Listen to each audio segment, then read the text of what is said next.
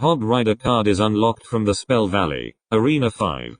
He is a very fast building targeting melee troop with moderately high hit points and damage. He appears just like his Clash of Clans counterpart, a man with brown eyebrows, a beard, a mohawk, and a golden body piercing in his left ear who is riding a hog. A Hog Rider card costs 4 elixir to deploy. Strategy. His fast move speed can boost forward mini tanks like an ice golem in a push. At the same time, he can also function as a tank for lower hit point troops such as goblins as he still has a fair amount of health. Most cheap swarms complement the Hog Rider well, as they are nearly as fast as him and usually force more than one card out of the opponent's hand. The Hog Rider struggles with swarms, as they can damage him down and defeat him quickly while obstructing his path. Barbarians in particular can fully counter him without very strict timing on the defender's part, though be wary of spells. A hunter can kill the Hog Rider in 2 hits if placed right on top of it.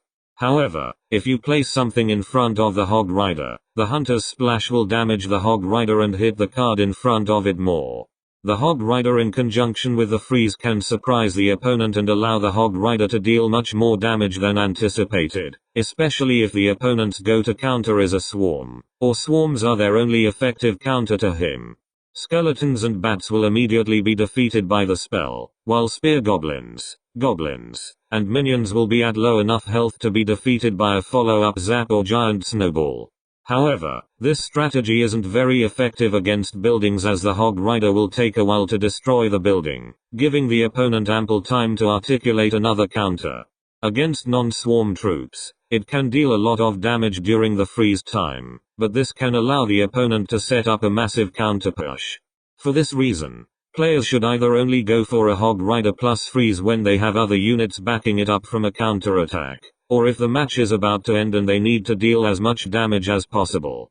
It is not a good idea to send in a Hog Rider simply to destroy a building, especially if it is the only building targeting unit available, as defeating crown towers becomes substantially more difficult.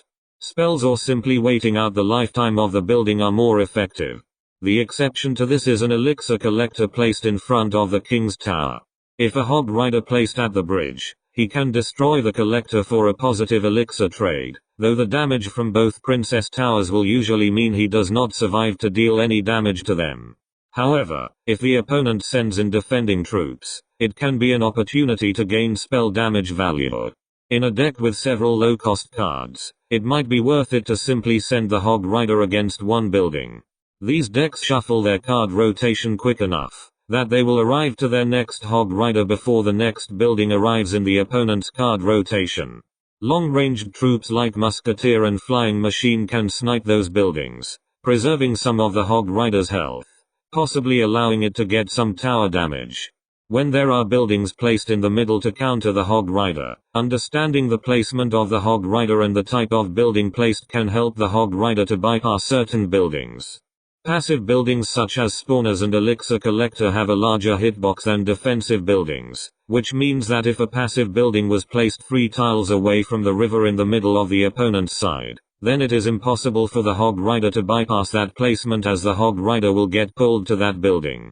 Defensive buildings have a smaller hitbox than a passive building, which means if a defensive building was placed 3 tiles away from the river in the middle of the opponent's side, a Hog Rider placed at the very left or right side of the arena may be able to bypass it due to its smaller hitbox.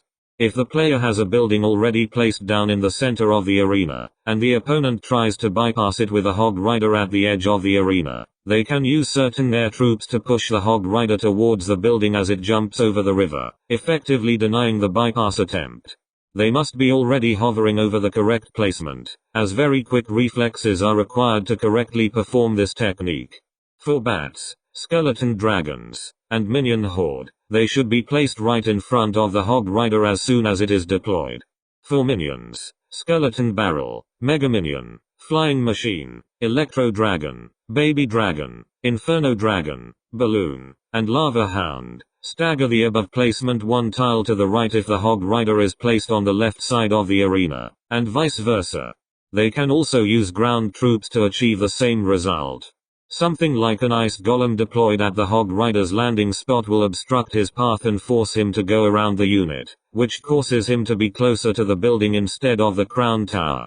The Hog Rider can kite very fast non-building targeting troops due to his own very fast speed and building only targeting if he is placed on the 4th tile from the bridge, slightly into the opposite lane. He can also stall grounded units when placed right at the bridge. He will pull them towards him while deploying, and then be untargetable by them when he jumps over the bridge. After landing, he will pull them back. This can be useful when the player needs to deal damage in the same lane they are defending. It will also help separate troops behind a tank in a large push. A tornado placed on the 2nd tile front of the player's King's Tower and staggered 2 tiles towards the Princess Tower will activate it without any damage dealt to the Princess Tower, helping them in defending future pushes.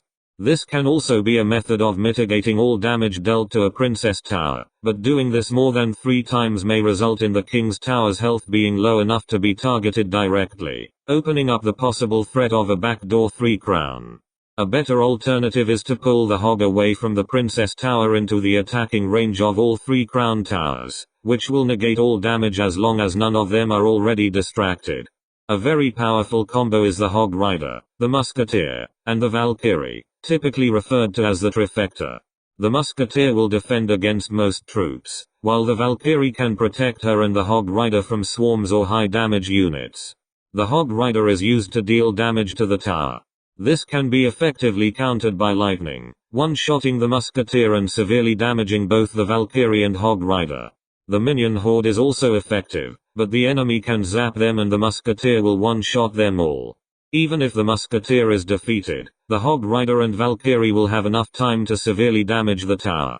The Hog Rider should be placed behind the Valkyrie to give it a boost so that it stays in front of the Hog Rider, protecting it. A Hog Rider combined with a Goblin Barrel can be awkward for the opponent to defend against. Timing it so that the Hog Rider is tanking the tower shots for the Goblins is the most effective way to deal damage. However, a Barbarian Barrel can shut this down with minimal tower damage for a positive elixir trade, as long as the Goblin Barrel was placed directly on the tower. Pairing the Hog Rider with the balloon can deal devastating damage. If executed properly, the Hog Rider will act as a tank while the balloon threatens to deal massive damage. The Hog Rider can also destroy any buildings attempting to slow down the combo. However, this combo is very vulnerable to swarms and anti-air cards as neither of the troops target anything but buildings. Additionally, they are easy to separate, due to the disparity in move speeds. Alternatively, the Hog Rider and the balloon can be played in different lanes to spread the opponent's defenses thin. However, a building or tornado can bring them back together for an easier defense. The Hog Rider can be paired with the Lumberjack as both a swarm bait and damage combo. It is a very fast combo with an extremely high damage output potential, so the enemy will likely try to counter it with a swarm. If this happens, use a spell like arrows to render the opponent defenseless. If they manage to defeat the Lumberjack, the dropped rage will make the Hog Rider even more dangerous than it normally is. A fast and deadly combination is the Hog Rider and Mini PEKKA combo.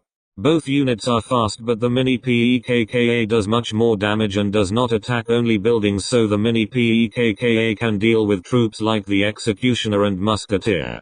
However, this combo can be defeated with swarms like Skeleton Army, which will defeat both of them since neither of them can deal area damage. They are also unable to target air troops, so the minion horde can stop this easily. A risky play is to deploy the Hog Rider at the bridge as soon as the match starts. If the opponent does not react fast enough, the Hog Rider will deal a significant amount of damage to the Princess Tower. This can also allow the player to quickly scout the opponent's deck if they happen to react to him fast enough.